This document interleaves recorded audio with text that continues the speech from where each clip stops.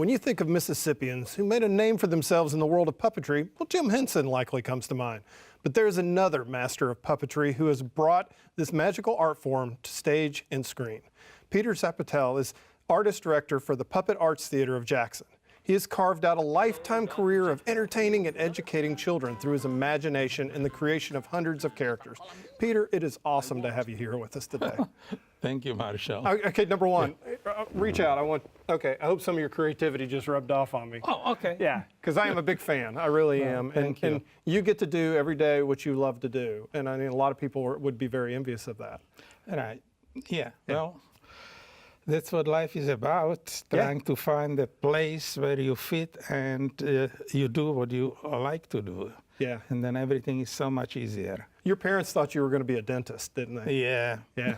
But it worked out okay. Right. Well, except they should not have bought the little puppet theater for me when I was 3 or 4. That's what it went wrong, is they got you the puppet theater. Right. And I don't think a lot of people understand. You grew up near Prague, Czechoslovakia. No, I grew up in Žilina, Okay. which is in Slovakia. That's right. Okay. But then I went to school In Prague. in Prague. Okay. But Prague's kind of the center and the epicenter of the puppetry world, isn't it?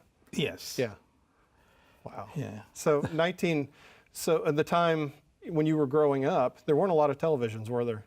And no, the television back in Czechoslovakia at that time was just in diapers. Yeah. And I remember when we were at school, everybody who studied there was ready to go to a real live theater, Yeah.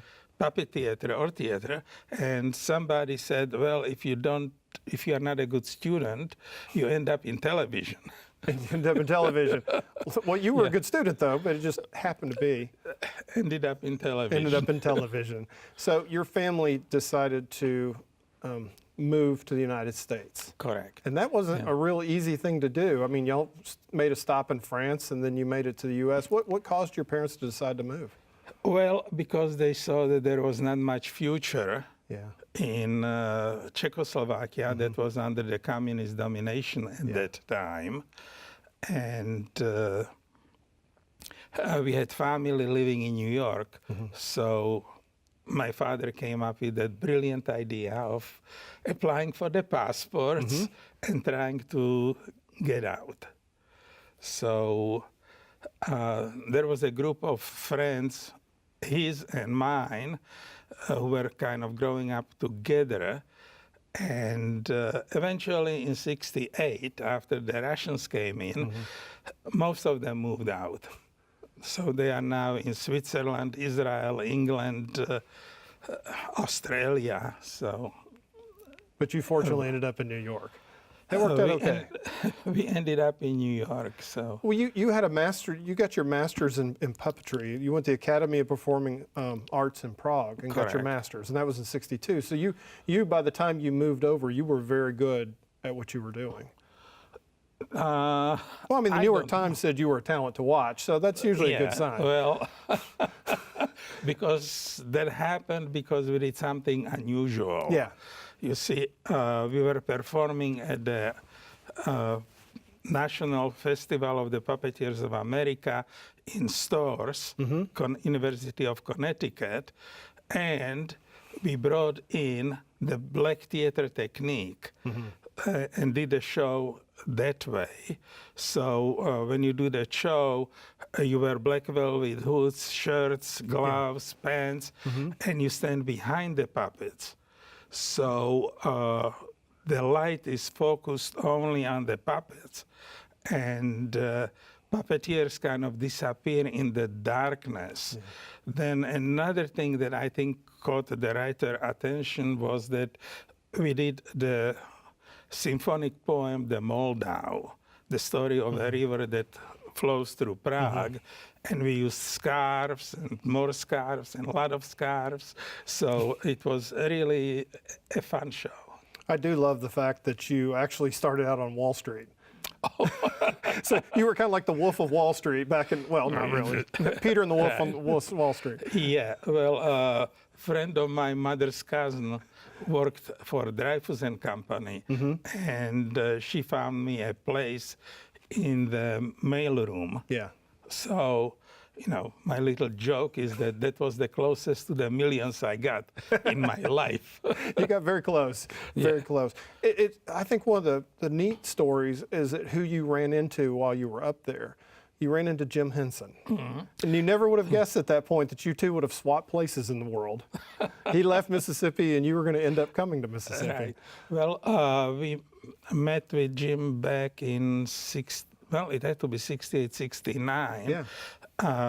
Puppeteers have small organizations, the guilds. Right. And he came to one, and he brought in his movie that was new at the time, Hey Cinderella. Yeah. So that was really fun, and everybody was like, whoa. And of course, he already was the star because of the Sesame Street. Yeah. So, yeah, then we met with Jim actually in France when we went to a puppet festival in Charleville-Mézières. And that's when he got so excited about the whole festival that he decided to put on one in United States. So in 1980, we had the World Puppetry Festival at the Kennedy Center. Oh, that's right. Yeah. So, and you were a big part of that. How was that to perform in the Kennedy Center? That had to be amazing. well, I was not performing. Okay. I was the man behind the scenes. Okay. Trying to keep all the companies organized. So you were herding cats at that point, basically. Correct. Yeah. Yeah. On that. A very fateful moment, and I think you and I both share this experience. I don't think when we were growing up we ever thought we would have ended up in Mississippi. Oh, But it turned out to be a blessing for both of us. correct. Yeah. How did you find out about getting the job in Mississippi? Well, again, because of the national organization, the Puppeteers of America, at that time in 1970, Mississippi ETV came up on the air. Yeah. And because of Sesame Street, everybody saw how useful it is for teaching. So there was this big ad in the Puppetry Journal saying, join us in Mississippi to be a puppeteer in residence. Send your resume. So, And the rest is history.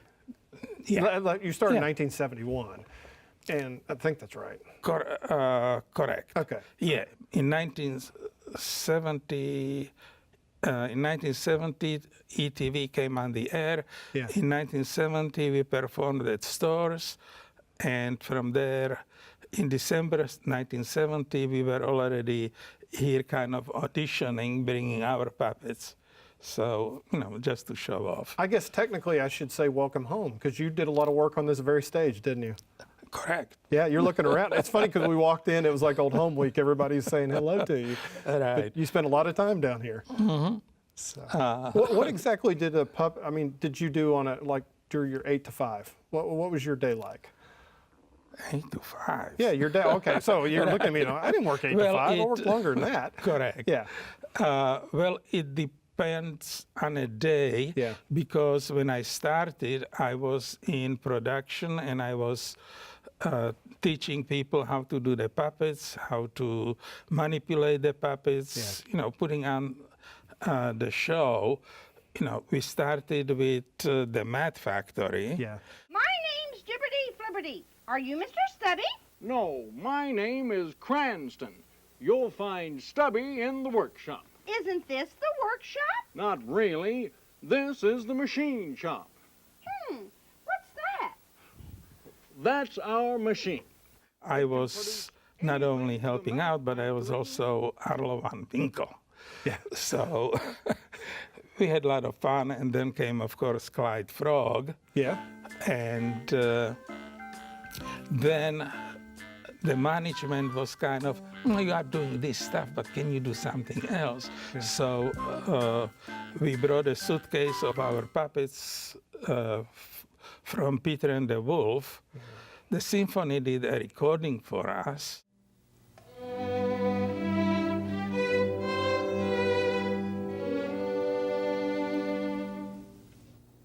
Peter said to the bird, fly down and circle round the wolf's head, but take care he doesn't catch you.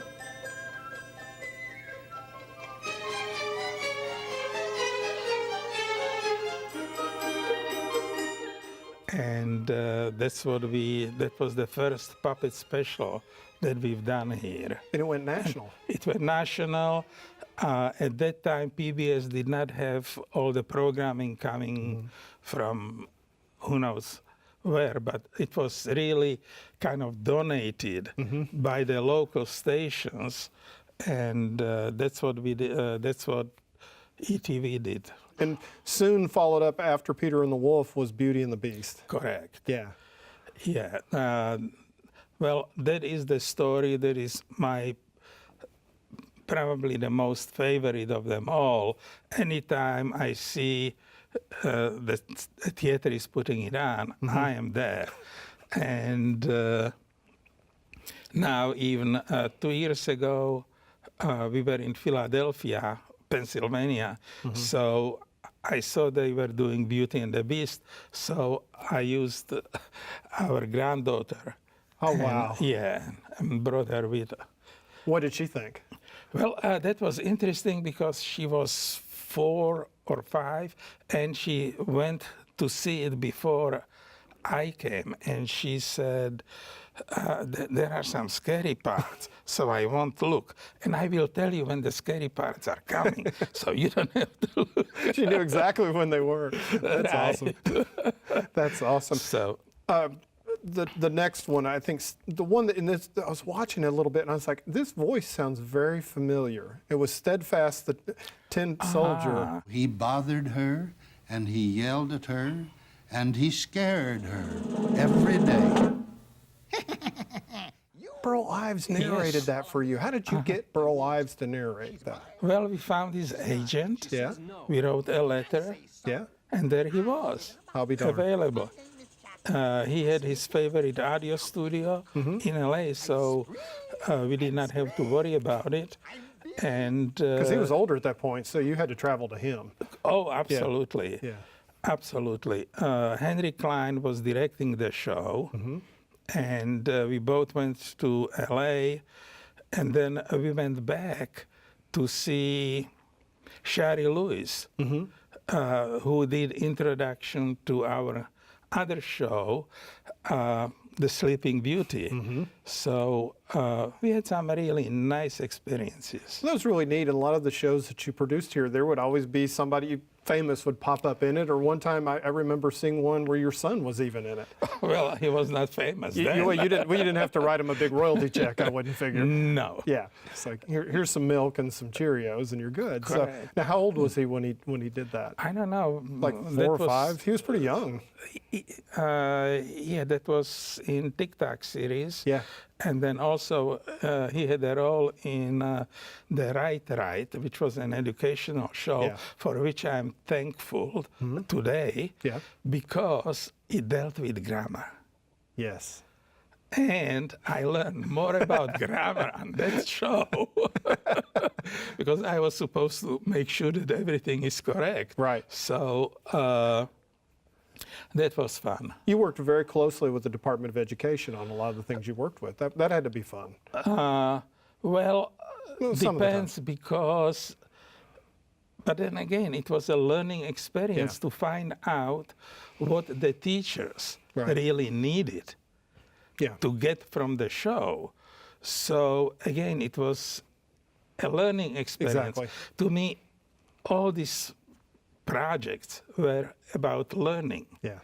And today that we are touring the schools and doing the performances, I'm very much attuned to what the teachers need. Right. For example, everybody is in this state so upset about the curriculum. Well, for the puppeteers, it's wonderful. In a 2nd grade, they have to learn about folk tales. Right. So what There you do I go. love? Folk tales. Exactly. And it's not that I love it because they need it. Yeah. I love it because I love it. Right. And we started to build the repertoire even before they decided that they have to teach folk tales. Right. So, But it's always good to be needed, though. oh, absolutely. Definitely on that. We when we were walking in, when you came in, we walked past one of your Emmys for TikTok. Oh, I mean, you have 5 Emmys. That's incredible. well, we have a lot of regional. Yeah, but you had a And national Emmy. That one was the national. It was Yeah. the first one in Mississippi ever. Yeah. And the first one for the organization. But trust me, it could not happen if I did not have a team. Right. Because everything, and especially in television, it's about the teamwork. I've noticed that on this show. Because they could make me look bad very quickly. So, Oh, yeah, I they see. saved me Yeah. from myself several times. So I've Right. got a good team too. And I know there was one time. Well, I mean, many times your wife, for instance, would make clothes for the puppets. So you have a Well, good team at home too. Not many times, Yeah. I would say always. Always. Okay. Okay, that's very good. That way you keep me and you out of trouble there on that. So give Right. her proper credit. No, she has helped a lot. Yeah. You know, the nudity on television would not work very well. Not very well, no. So having these naked puppets running around. Yeah, that tends to scare everybody a little bit. So. She does a beautiful, beautiful job making costumes. In August, we were performing at one of the Puppeteers of America festivals in St. Louis. Yeah. And everybody who came by to comment, look at these costumes, look at these costumes. So she does a great job. Well, I mean, a compliment to you also is how beautifully crafted your puppets are. They're art. And it's like every puppet seems to fit exactly the story. It's not like, say, the Muppets where you know it's a Muppet. Thank you. Every one of your puppets looks perfect for whatever you're putting on. Thank you. And that's, again, the difference between the approach to the theater Yeah. in Europe and in America. Right. In America, you develop these characters, and everybody knows you by these characters. Yeah. And in our case, we try to fit everything for the show. Mm-hmm. And even when we travel with the shows, you know, each show is different. It has different style puppets. It has different brand new puppets, everything. You know, my wife always, not always, but here and there says, well, when are we going to do something what we have already done? Because Exactly. So we can just pull the puppets out of the closet. We're Right. good. No. No. It's I think for you, and I think, and I know it's kind of this way for me with cartoons, it's something about you can use your imagination. That's what you really enjoy about your job, isn't it? Absolutely. Absolutely. Look at the story. Yeah. Okay? The story is really the base on which everything stands. Right. So you build it up from the story, and then you make everything possible to match that story. So, you know, as one of our former presidents said, it's the story, stupid. Yes, exactly. You've directed live actors, and of course, you've done puppetry. Right. Is it easier with puppets, or is it with live actors, or is it different? Or talk about that difference. Well, the difference is that as a live actor, I'm just using my face, my body, my arms. But then as a puppeteer, I have to do it through the puppets, which was really funny. Kind of when we were in St. Louis, I love rat puppets, you know, the ones that have the rats. Yeah. And a friend of mine after the show, he said, you did a great job. I could tell what that puppet was thinking. Wow. I know, that Yeah. floored me. So I don't remember much because That's you know, probably one of the nicest pieces of praise I think you could possibly receive. It's I think so. Yeah, I think so too. That's wonderful. You've, I mean, I got to tell you, I was watching a TikTok one about bike safety. Right. And it was in, I think, Parham Bridges Park is where you filmed it. But I was just, the detail and the technical detail to where you were able to make a puppet look like it was riding a bicycle. And I'd seen Kermit do it in the Muppet movie. Right. And I'm sure their special effects budget was a little higher than yours at the time. But you pulled it off. How did, I mean, it looked like you had maybe had an actor dressed up like the puppet on No, part no, of it. no, no, no. No, it was all No, puppet. no. It was all puppet. It was all puppets, but then again, Diane Hartman, and I'm not sure who did the editing, Yeah. with Stanley Graham. He was on one end of the park, I was on the other. The bicycle, the tricycle, Yeah. really, but you couldn't tell, had some strings attached. Okay. And here we were pulling the tricycle through. And Stanley tells me that during that time, he's pulling the strings, and somebody comes to him and says, "Oh, is it radio controlled?" Yes. Yes. See, I almost feel like I'm asking a magician how they do their tricks, you know, because you're giving away your secrets on that. But it really was beautiful how you did that. Yeah, well, again, that was kind of, I love the sequence with Kermit and Yeah. Miss Piggy bicycling. Yeah. And I was thinking, but here we have to bicycle too. And, you know, we don't have the budget, but we'll figure it out. Well, that was one of the things that's so really neat about seeing the work that you did here was that I'm sure that you didn't have big wads of cash to do the budget, but I mean, you would do everything from creating the effect of water to everything like that, and it worked. And just because you used your imagination. Right. Yeah, that's pretty cool. And other ideas from Yeah. everybody around. Yeah, the whole team So, threw it in together. correct. So there did come a time, though, where you finally did retire. Yes. Well, okay, let me rephrase that. You retired from here. Correct. Because you didn't slow down at all. You went on to be at the Puppet Arts Theater. Did you go directly to them? No, that's Puppet Arts Theater, that's us. Okay. We were touring even while I was still working here. Okay. Actually, we started like in 1978, Okay, 9. yeah. Yeah, we had our little show that at that time, the friends of Mississippi TV decided, well, we have these beautiful puppets here. Let's do exhibit through the libraries. Yeah. And they added then, well, we are in a library, maybe we can do a little show. So we did a little show. Actually, we did Peter and the Wolf, the one that came from the stores, Connecticut, because it was ready. Yeah. But then Sandy McNeil, the really great painter who lives here in Jackson, she was also a puppeteer in the show. And she said, you know what, I'll design you some new puppets. Oh, wow. Yeah. So she designed new puppets that we still tour. I mean, that's now my joke during the introduction is that the puppet is older than some of the teachers. Good point. Some of the Right. teachers probably grow up watching some of the shows that you've watched, too. Yes.